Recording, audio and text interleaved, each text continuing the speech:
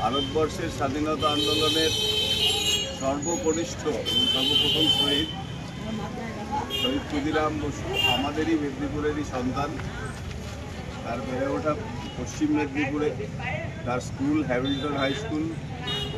তার আজকে 107তম জন্মদিনে আমরা এখানে এসেছি এবং আমরা আজকে আমাদের এই বিদ্যালয়ে পাঁশকুড়া ব্যাডলিঘাট হাই স্কুলের সামনে যে ক্ষুদিরাম পূর্ণাবয় মূর্তি আছে তাতে মাল্যদান করলেন পাঁশকুড়া ব্যাডলিঘাট হাই স্কুলেরই প্রধান শিক্ষক মহাশয়।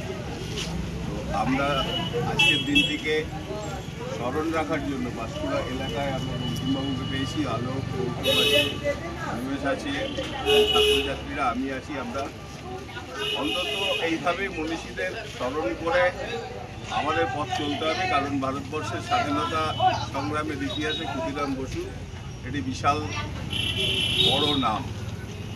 তো এই বিষয়ে আমি আজকে স্যারকে পেয়েছি, স্যারকে বলবো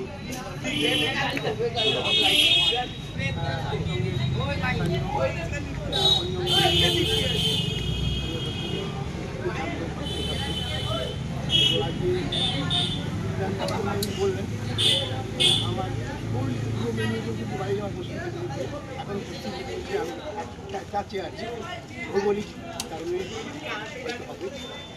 অবভিয়াস মেদিনীপুরে অবশ্য মেদিনীপুর গর্ব করতে পারে এই ঘটনা মনীষী তার মধ্যে একজন অবশ্যই এবং তার আর্থিক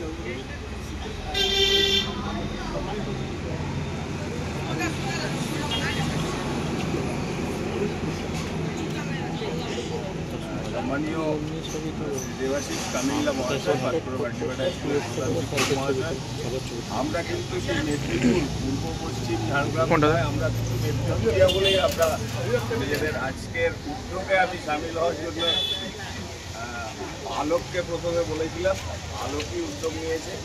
তো আলোককে আজকে আলোক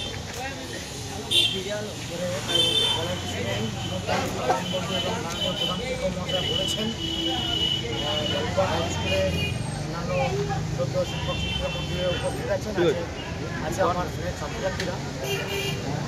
বীর বিপ্লবী ক্ষুদিরাম বসুর আজকে জন্মদিনে তার এই শ্রদ্ধা নিবেদনের জন্যই আমরা এখানে মূলত মিলিত হয়েছি। আমরা জানি সেই কমল চাকরি আর ক্ষুদিরামের আত্মবলিদানের কথা ইতিহাস তোমরা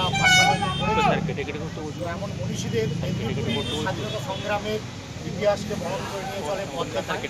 তো আমরা মেদিনীপুরবাসী হিসেবে সেই বিপ্লবী প্রতি শ্রদ্ধাঞ্জলি জ্ঞাপন করছি।